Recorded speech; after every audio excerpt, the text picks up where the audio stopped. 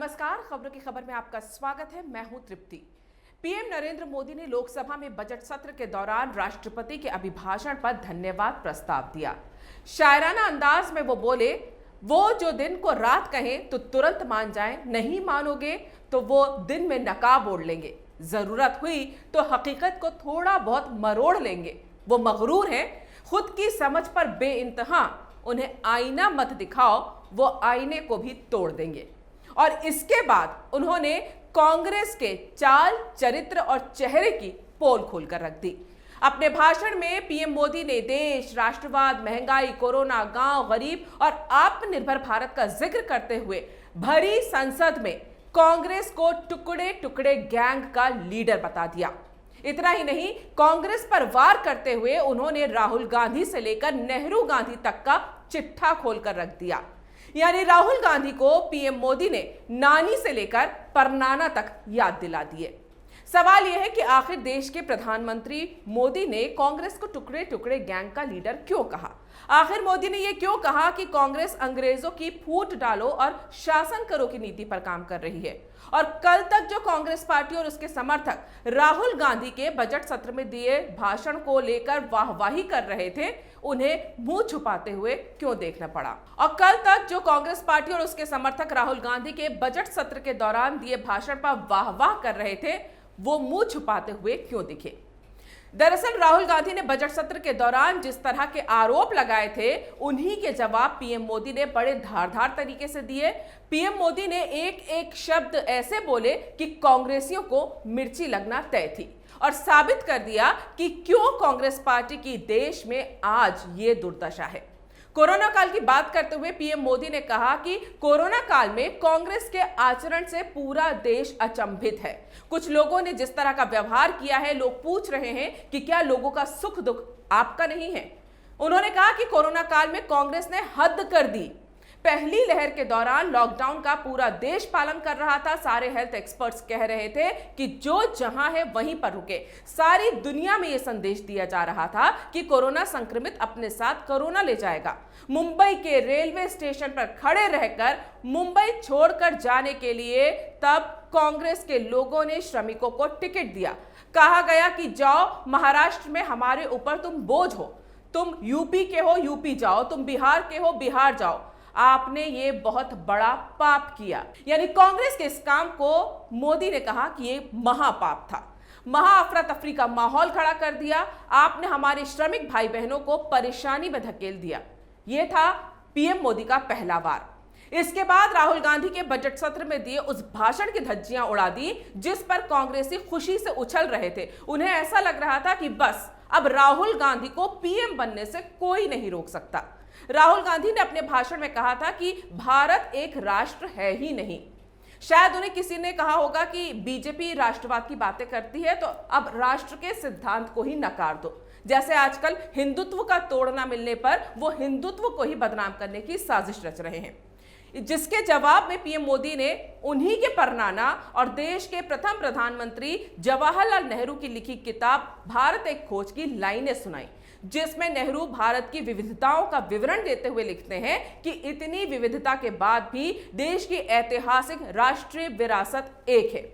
सीधे तौर पर राहुल गांधी को यह करारा जवाब था कि जब आपके परनाना अपनी किताब में राष्ट्रीय विरासत की बातें लिखकर गए हैं तो साफ है कि वो भारत को एक राष्ट्र ही मानते थे।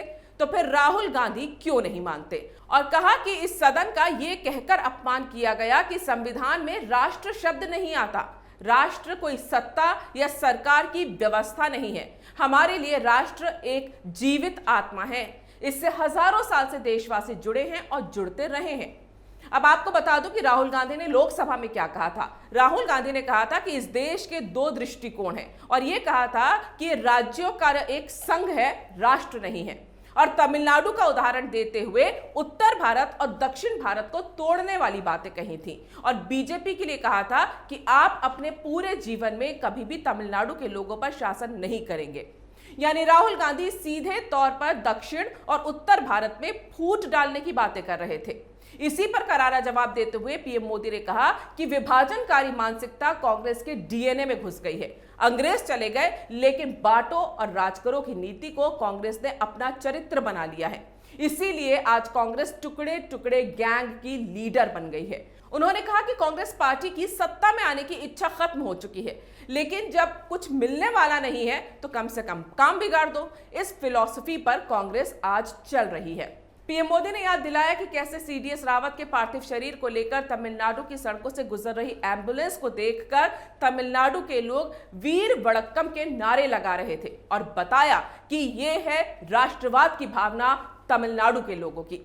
राहुल गांधी लगातार अडानी अंबानी के नाम पर मोदी सरकार पर निशाना साधते रहे हैं और इस बार तो लोकसभा में सारी हदें पार करते हुए उन्होंने कोरोना वेरिएंट से तुलना करते हुए कह दिया था कि देश में AA यानी अडानी अंबानी नाम के 2 वेरिएंट हैं, जिस पर पीएम मोदी ने कहा कि कांग्रेस में ऐसे लोग बैठे हैं जो कहते हैं कि ये उद्यमी लोग कोरोना वायरस का वेरिएंट है। ये लोग कहते थे कि मेक इन इंडिया हो ही नहीं सकता, उसका मजाक उड़ाया और आज अपना खुद मजाक बन के रह गए हैं। पीएम मोदी ने याद दिलाया कि कैसे कांग्रेस ने 50 सालों तक गरीबी हटाओ के नारे दिए थे और गरीबों से वोट लेकर कांग्रेस ने कई चुनाव जीते थे, जबकि गरीबी हटाने में वो असफल रहे। 60 से 80 के दशक तक नेहरू इंदिरा जी की सरकारों को टाटा बिरला की सरकार कहा जाता है। अब आज बेंच बदल गई है, यानी सत्ता बदल गई है, लेकिन अब ये यही बातें दूसरों के लिए बोलते हैं। 100 साल में आई विश्व की सबसे बड़ी महामारी कोरोना के दौरान जिस तरह से राहुल गांधी महंगाई को मुद्दा बनाने की कोशिश लगातार कर रहे हैं, उसके जवाब में पीएम मोदी ने राहुल गांधी को उन्हीं के परनाना का इतिहास याद दिला दिया। तब लाल किले की प्राचीर से देश के पहले प्रधानमंत्री जवाहरलाल नेहरू ने कहा था कि कभी कभी कोरिया में लड़ाई भी हमें प्रभावित करती है। इसके चलते वस्तुओं की कीमतें बढ़ जाती हैं और ये हमारे नियंत्रण से बाहर हो जाती है। अगर अमेरिका में भी कुछ हो जाता है तो इसका असर भी वस्तुओं की कीमत पर पड़ता है। मतलब देश के सामने पहले प्रधानमंत्री जवाहरलाल नेहरू महंगाई को लेकर अपने हाथ कैसे खड़े कर देते थे, ये याद दिलाया कि कैसे यूपीए सरकार के दौरान महंगाई डबल डिजिट में चली गई थी और तब के वित्त मंत्री पी चिदंबरम ने कैसे बेशर्मी से कह दिया था कि लोग 10 रुपए की पानी की बोतल 20 रुपए में खरीद लेते हैं, अनाज 1 रुपए महंगा हो जाता है तो रोने लगते हैं। साथ ही बता दिया कि कोरोना संकट काल में भी मोदी सरकार में महंगाई की दर 2 डिजिट तक नहीं पहुंची। जिस मेक इन इंडिया का राहुल गांधी और उनकी कांग्रेस पार्टी मजाक उड़ाती रहती है और लोकसभा में अपने भाषण में भी जिस तरह से उन्होंने मेक इन इंडिया को एक तरह से नकार दिया था, उस पर भी पीएम मोदी ने तंज मारते हुए कहा कि उन्हें महात्मा गांधी की याद आनी चाहिए। उन्होंने महात्मा गांधी को याद दिलाते हुए कहा कि कैसे वो स्वदेशी की बातें करते थे और आज जब देश वोकल के लिए लोकल हो रहा है तो इन्हें तकलीफ हो रही है। क्या हम गांधी जी के सपने को पूरा नहीं कर रहे हैं तो फिर ये मजाक क्यों उड़ाते हैं? कांग्रेस की दुर्दशा बताते हुए पीएम मोदी ने कहा कि अब कांग्रेस को लोग पहचानने लगे हैं। 50 साल तक आपको सत्ता में बैठने का मौका मिला है तो इस दिशा में क्यों नहीं सोचते? जिस तरह कांग्रेस बोलती है ऐसा लगता है कि 100 साल तक सत्ता में नहीं आना है। गोवा ने 1994 में आपको वोट किया था, आपने एकल रूप से बहुत हासिल किया, लेकिन उसके बाद से गोवा ने आपको स्वीकार नहीं किया। पीएम ने कहा कि मुद्दा केवल चुनाव नतीजों का नहीं है, ये इनके इरादों का है। सवाल उठता है कि इतने साल तक सत्ता में रहने के बाद देश के लोग अब इन्हें लगातार खारिज क्यों कर रहे हैं? कांग्रेस पर हमला बोलते हुए पीएम ने कहा कि जो इतिहास से सबक नहीं लेते वो इतिहास में खो जाते हैं।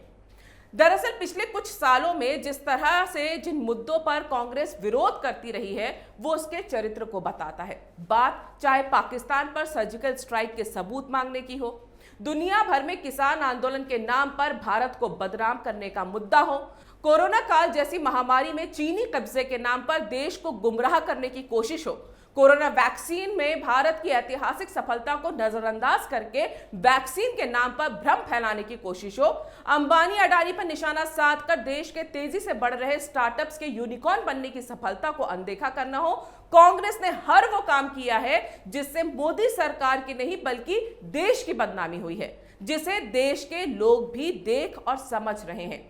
विरोध और आलोचना अगर देश के सम्मान को ठेस पहुंचाने वाली होती है तो वो देश को तोड़ने की कोशिश ही मानी जाती है और इसीलिए पीएम मोदी ने कहा कि आलोचना जीवंत लोकतंत्र का आभूषण है, लेकिन अंध विरोध लोकतंत्र का अनादर है।